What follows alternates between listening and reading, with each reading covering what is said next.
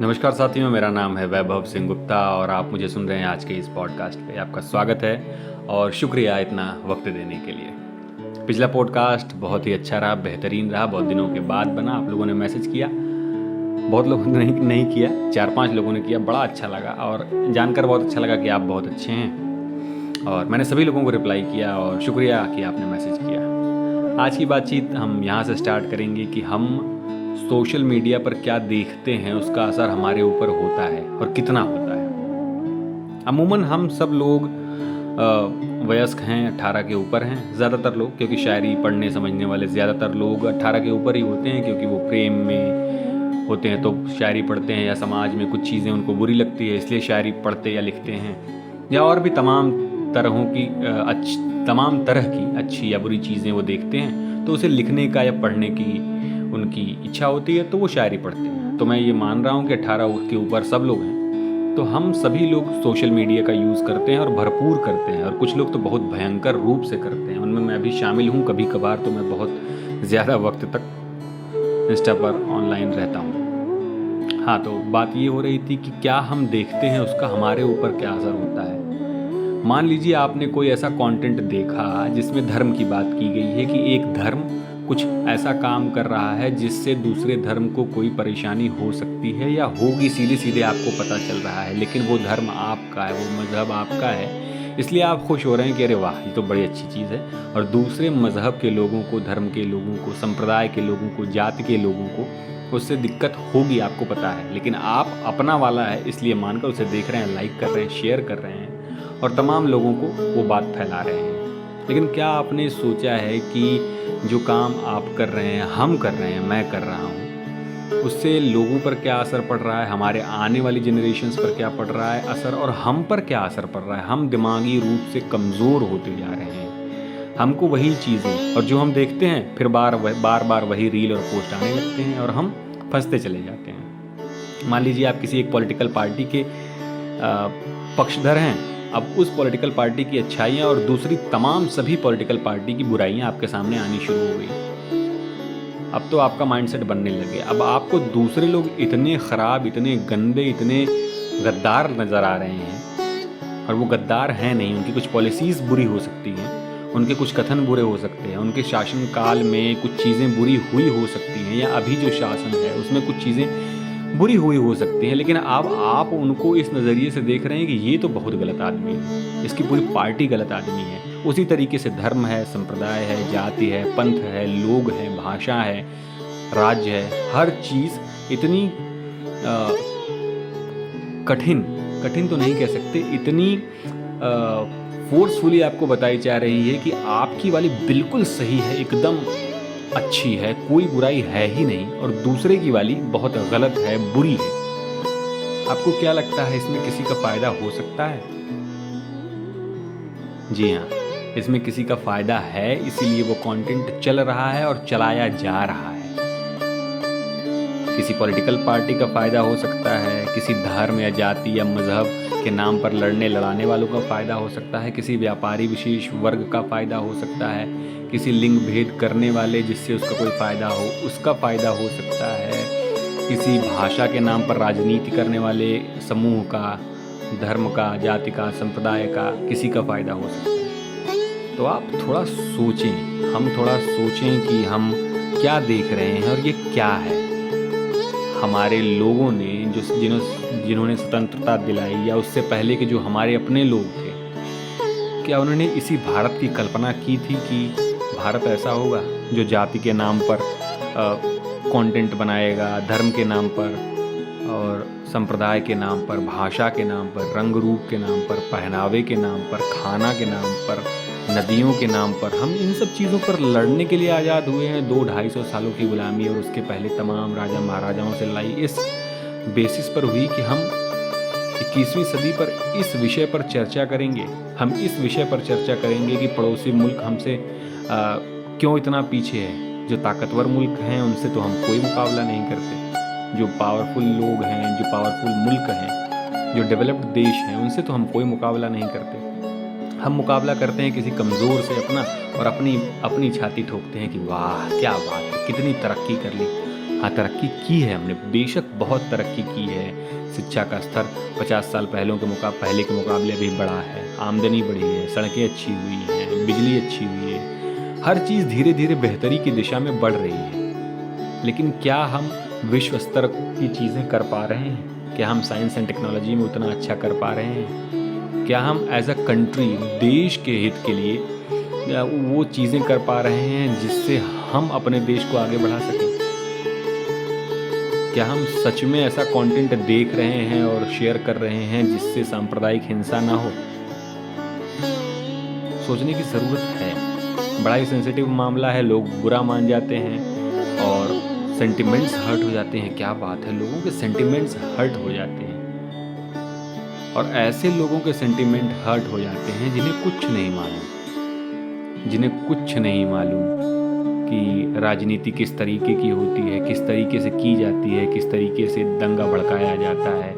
आप अच्छी किताबें पढ़ें, अच्छे लोगों को सुनें, जो पढ़े लिखे लोग हैं, जो समझदार लोग हैं, जो अच्छी विचारधारा, प्रभावशाली व्यक्तित्व के साथ आते हैं, जो सचमुच पढ़े लिखे लोग हैं, समझदार लोग हैं, जो एकजुटता लाना चाहते हैं, उनको पढ़ें, उनको सुनें।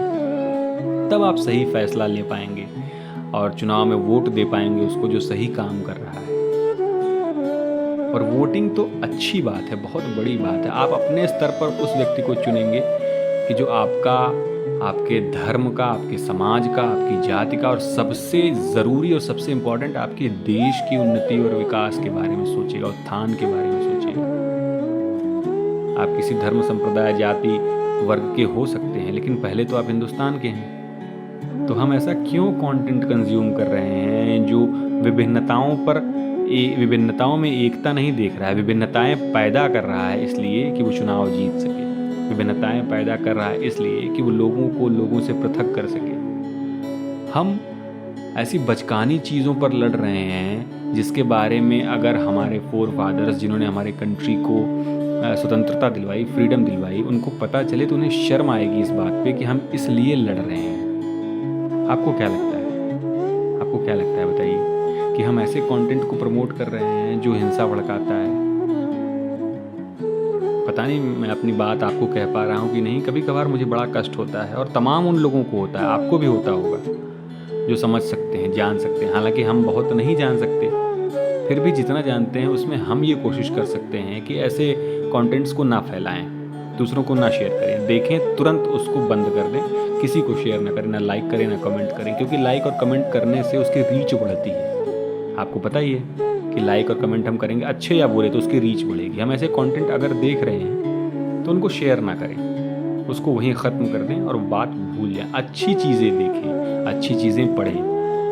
हम इंटरनेट यूज़ करते हैं तो सोशल मीडिया ज़रूर चलाएंगे या चलाते होंगे, तो हमारी ये नैतिक जिम्मेदारी है अपने प्रति, अपने माँ बाप के प्रति, अपने आने वाले भविष्य और पीढ़ी और देश के प्रति कि हम अच्छी चीज़ें देखें, अच्छी चीज़ें बांटें और बुरी चीज़ें मत फैलाएं।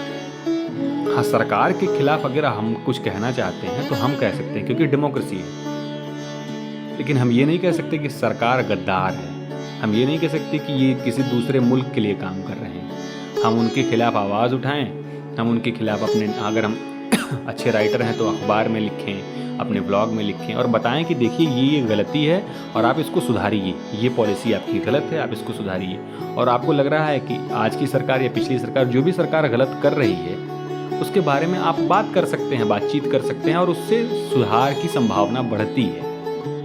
और ऐसा नहीं कि कोई सरकार या कोई व्यक्ति बिल्कुल अच्छा ही अच्छा हो, बुराई उसमें हो ही ना। ऐसा हो ही नहीं सकता कि कोई पॉलिटिकल पार्टी, कोई धर्म, कोई जाति, कोई संप्रदाय, कोई वर्ग ऐसा है जिसमें सब कुछ अच्छा ही अच्छा है। कुछ ना कुछ बुरा तो होगा ही होगा, बिल्कुल होगा, होना चाहिए और होता ही है।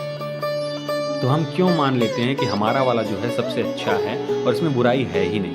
वो जो कुछ भी कहता है व्यक्ति या पार्टी या संस्था, हम उस पर आंख बंद करके भरोसा करते हैं और उसके सोशल मीडिया हैंडल्स पर जो कुछ भी आता है उस पर भरोसा कर लेते हैं। और आजकल सोशल मीडिया पर आप जो कुछ भी मैसेज पढ़ें, कम से कम आप इतना तो ज़रूर कर सकते हैं कि अगर वो वेरीफाइड सोर्स का नहीं है, किसी बड़े अखबार का, किसी बड़े न्यूज़ चैनल का या किसी सम्मानित संस्था का नहीं है, तो उसे शेयर ना करें। ऐसे व्हाट्सएप पे आए हुए किसी भी लिखित संदेश को ना किसी को भेजिए। इतना तो आप कर ही सकते हैं।